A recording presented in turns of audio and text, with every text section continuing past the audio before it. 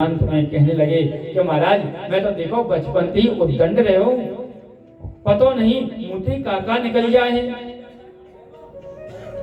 खैर चलो कोई बात ना, जाने दो, इस बात को तो बाद में करेंगे। पहले आप ऐसा करो, मेरी माता गांधारी ने जो है ना, मेरी माता गांधारी ने आपको 56 प्रकार के भोजन बनाए हैं अपने हाथ से। आप वहां चल करके पहले प्रसाद ग्रहण कर लो, पहले भोजन ग्रहण कर लो। मेरे गोविंद ने मुस्कुरा करके कहा कि देखो दुर्योधन, भोजन केवल 2 अवस्था में किया जाता है। भोजन केवल 2 अवस्था में किया जाता है। या तो भोजन कराने वाले के मन में अधिक श्रद्धा हो, या भोजन करने वाले को भूख अधिक सता रही हो। तो दुर्योधन, तुम्हारे मन में ना तो कोई श्रद्धा है और ना ही मेरे अंदर इतनी भूख है जो मैं आपके यहाँ का भोजन कर सकूं। इसलिए भोजन का तो कोई प्रश्न उठता ही नहीं है। बोलो राधे राधे।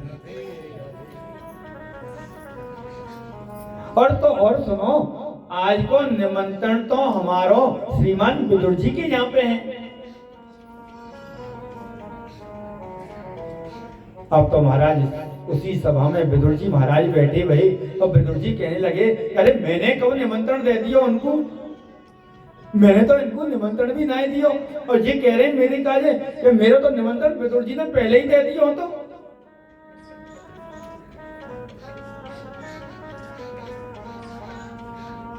मेरी तो इनसे कबू बात भी नहीं भई है।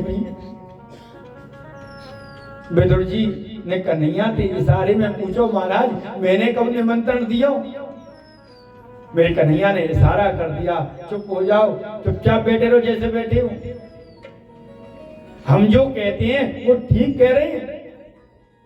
अब तो विदुर जी सभा को छोड़ करके माथे चल दिए। सोचो कि कोई भरोसा ना है कन्हैया को, ये न जाने कब आ जाए।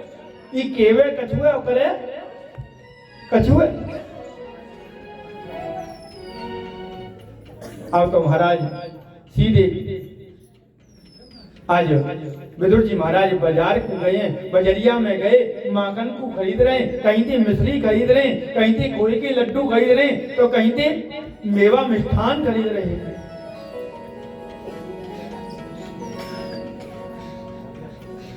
कुछ व्यवस्था तो घर में होनी चाहिए ना, तो इसलिए लेकर के चल दिए। और मन में सोच रहे हैं मेरे खाने को ठिकाना तो मुंह पे है ना है, और या कन्हैया को का खवाऊंगा। लेकिन दुर्योधन ने भी हंस करके कहा, अरे विदुर ने आपको निमंत्रण कब दे दियो? रहने तो कन्हैया। अरे बापू, अपने खावे को ठिकानो है ना है, तुमको का खिलावे वो? कन्हैया कहने लगे, इसकी मुझे कोई परवाह नहीं है। जब निमंत्रण दिया है तो खिलाएगा भी वही,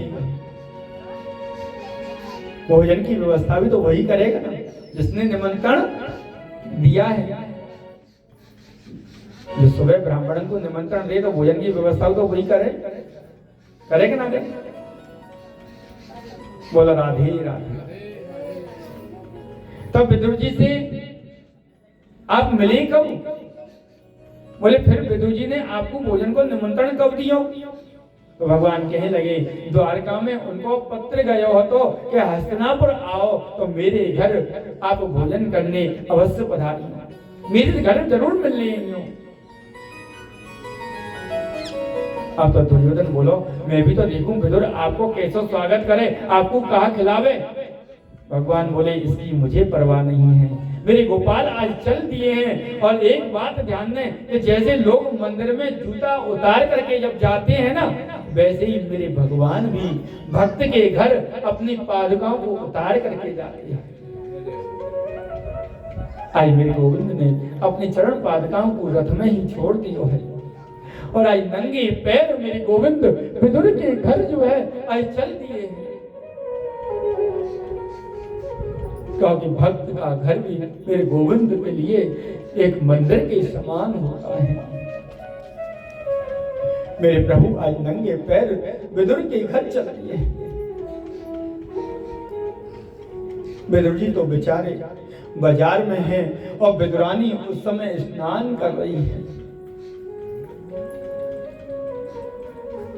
जैसे ही मेरे गोविंद ने द्वार पर जाकर के जैसे ही सागल को खटखटायो और कहने लगे कि खोलो, अरे विदुरानी द्वार को खोलो ना।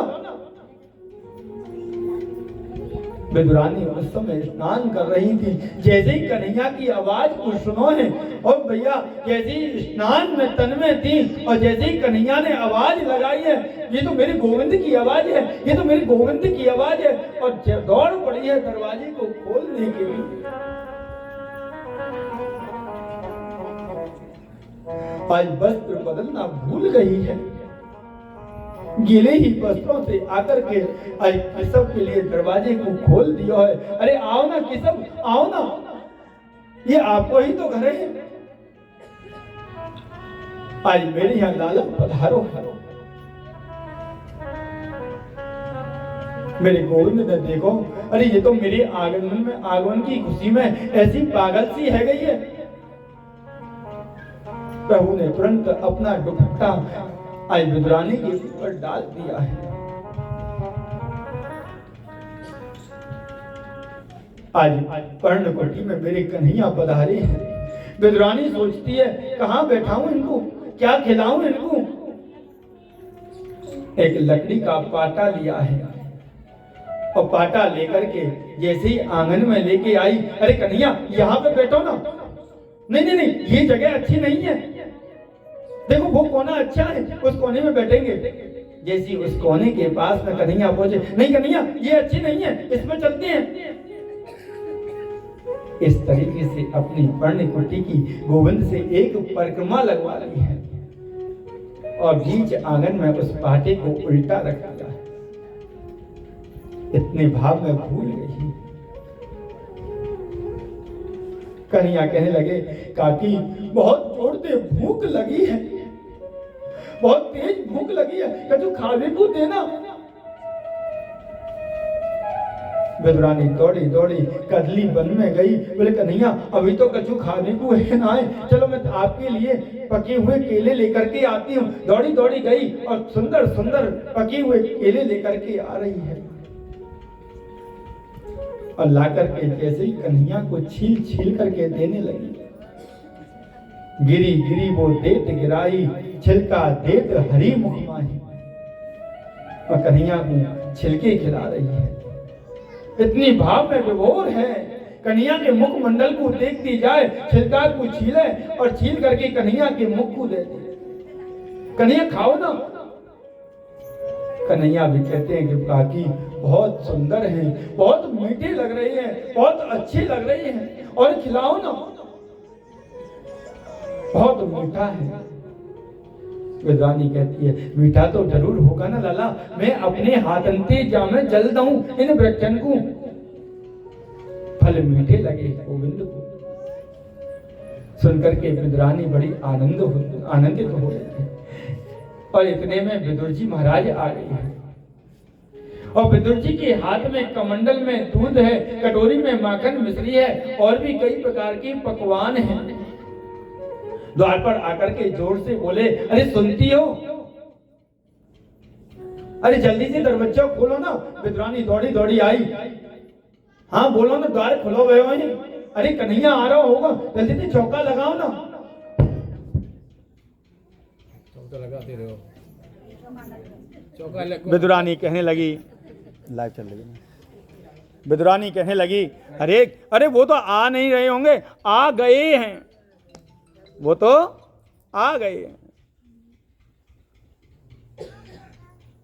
अब तो महाराज जैसे ही विदुर जी महाराज आंगन में आए, आंगन में देखो तो ढेर लग रहा हो केलान को और छिलका गोविंद खा रही है। मेरे गोविंद जो है बड़े प्रेम से छिलके खा रही थी और देखा तो, अरे ये क्या कर रही हो विदुरानी? अरे गोविंद को छिलके खिला रही हो?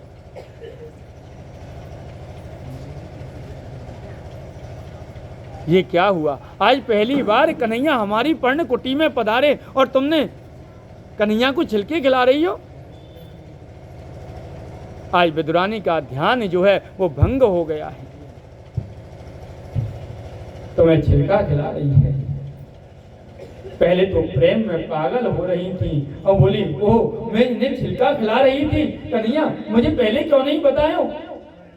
वास्तव में प्रभु का भी ध्यान उसी समय हुआ। प्रभु ने भी छिलका देखा, बोले ओहो क्या मैं छिलका खा रही थी?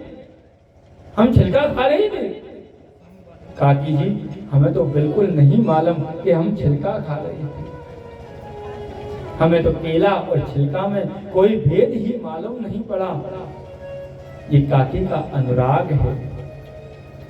आज विदुर जी क्षमा याचना कर रहे हैं और कहने लगे अरे कन्हैया कोई बात नहीं, देखो या कि अपराध को आप क्षमा करो। आपको आगमन मेरी कुटिया में भयो है। देखो मैं आपको थोड़े से लड्डू लेके आया हूं, आप लड्डू तो चखो ना, थोड़ी माखन मिश्री तो खाओ ना। कन्हैया कहने लगे काका एक बात कहूं? बोले हाँ। जो स्वाद काकी के हाथ के छिलके खाने में आ रहे हो तो वो स्वाद आपके इन माखन मिश्री में नहीं आ रहा है। भाव का भूखा हूं मैं, भाव ही एक सार है। भाव से जो भजता मुझे भव से बेड़ा पार है। आज बड़ा स्वागत कर रहे हैं और कह रहे हैं आज हरि आए, आज हरि आए विदुर घर पावना। आज हरि आए विदुर घर पावना। आज हरि आए विदुर